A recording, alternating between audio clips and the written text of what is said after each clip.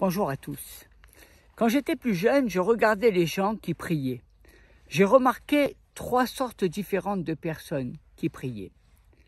Les premiers étaient des gens qui pleuraient et cherchaient Dieu et se sentaient vraiment humbles.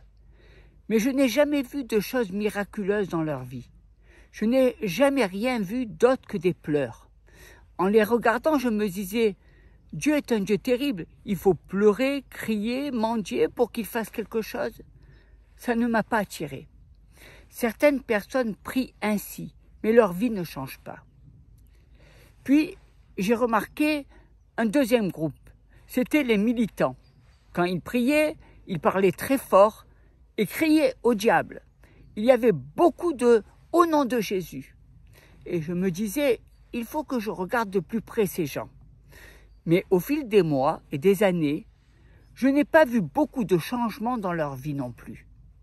Pourtant, ils faisaient beaucoup d'efforts et ils se revendiquaient même d'être l'Église militante, des guerriers de la prière, comme si la prière attaquait continuellement l'être le plus puissant de la planète, le diable.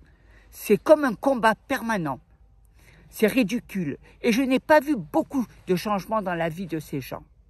Et donc la prière est devenue un vrai problème pour moi. J'avais l'impression que je ne priais pas assez, que je ne criais pas assez, que je ne pleurais pas assez, que je n'avais pas suffisamment de fardeau. Ensuite, j'ai découvert un groupe qui priait avec une position d'autorité. Aujourd'hui, je voudrais vous parler de cette prière qui prend autorité, car j'en ai vu les fruits. C'est le fait de considérer que la prière est un honneur, un privilège. Quand vous priez ainsi, chaque prière est exaucée, chaque prière sans exception. Quand on prie, c'est comme si on envoie des balles vers le ciel en espérant qu'une va y atterrir. Mais en réalité, nous ne savons rien sur la prière. Nous ne connaissons pas les secrets de la prière. Il n'y a pas qu'un style de prière, comme une formule magique qui marche à tous les coups. La prière de l'Ancien Testament est différente de la prière du Nouveau Testament. En priant, vous commencerez à entendre et à sentir l'Esprit Saint avec une précision étonnante. Le but de l'apprentissage de la prière n'est pas d'apprendre les règles d'une manière rigide, ce n'est pas une recette. Non, votre esprit sera renouvelé, vous sentirez l'Esprit Saint vous guider. Pourquoi tu pries? La prière est quelque chose que nous devons tous comprendre. Maintenant, la chose importante au sujet de la prière est de comprendre que la volonté de Dieu ne se passe pas sur la planète Terre juste parce que lui en a décidé ainsi. Il y a tout un groupe de gens qui parlent de Dieu comme étant souverain, mais qui ne veulent pas reconnaître sa puissance. Ils pensent que Dieu change constamment d'avis, que finalement on n'est sûr de rien, ils ne croient pas que la parole de Dieu est sa volonté, que ce qu'il promet, il accomplit. Ces personnes luttent à jamais dans leur prière. Maintenant, quand vous regardez dans la parole de Dieu, vous reconnaîtrez qu'il a donné la planète aux êtres humains. On dit que le ciel est la demeure du Seigneur. Il a mis la terre pour les hommes. Quand il a parlé à Adam dans le jardin, il lui a dit « Soyez féconds, multipliez-vous ». Tout le monde ici veut être fécond et se multiplier. Vous voulez multiplier vos affaires, votre maison, vos enfants. Vous voulez que la paix se multiplie, que la joie se multiplie. Vous voulez que l'amitié se multiplie, l'influence se multiplie, etc., etc.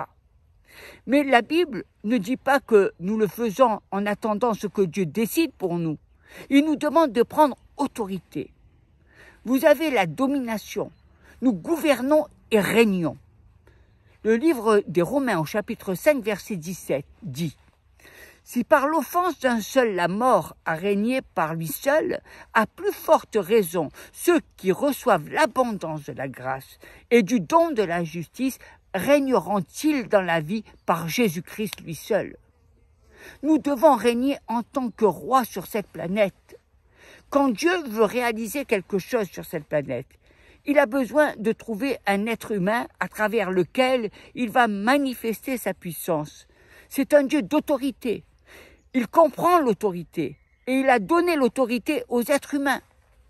Cela vous aide à comprendre pourquoi tant de gens luttent dans le domaine de la prière.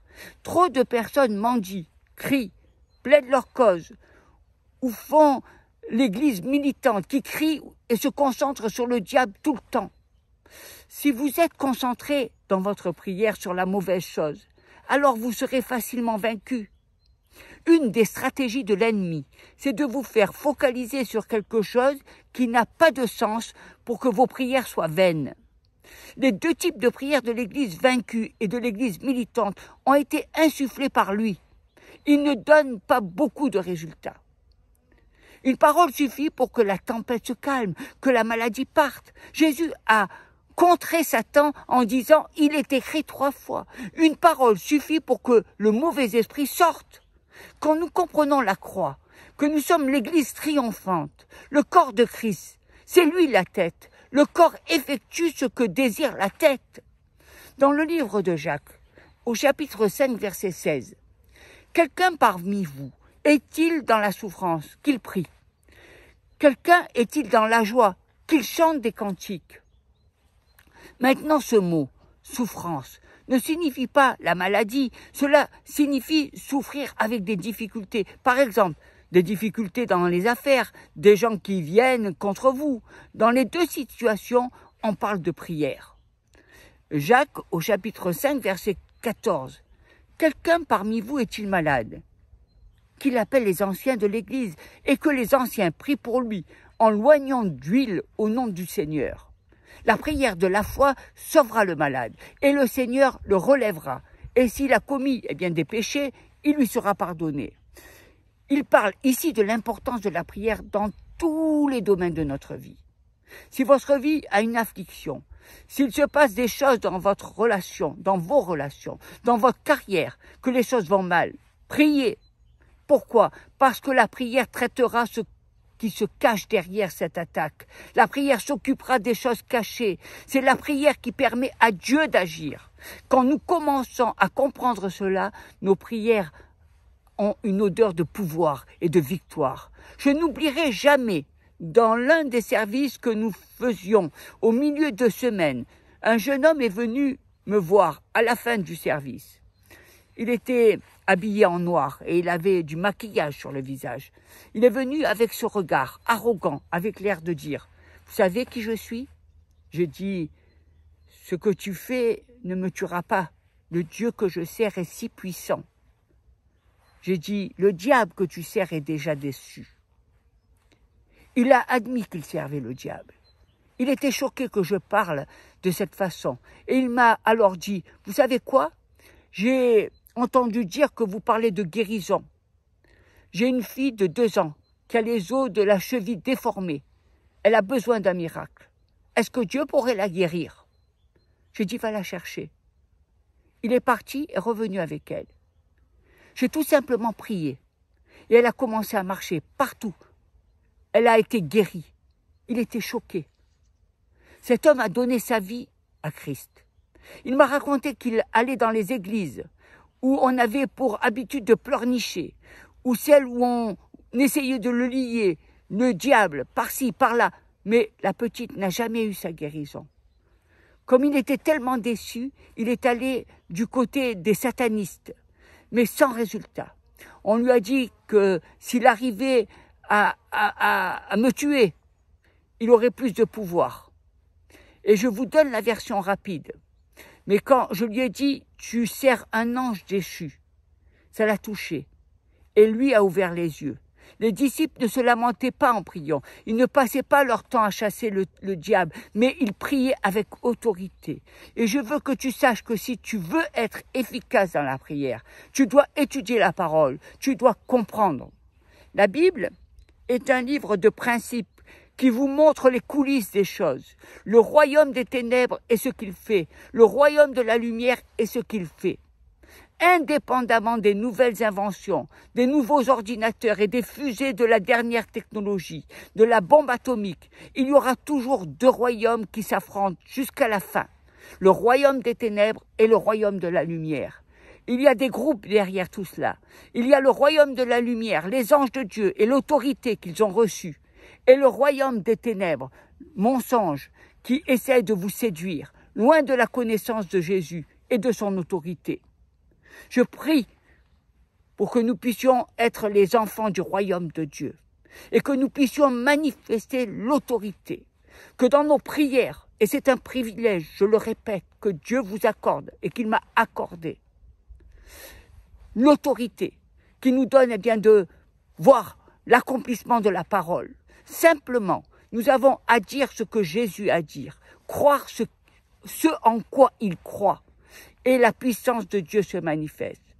Cet homme que j'ai rencontré à Nice, cet homme qui avait donné son cœur à Satan, cet homme qui cherchait à faire du mal, il est venu dans cette réunion à l'église de Nice, il était tout tatoué. Il avait ce visage rempli de haine, de colère.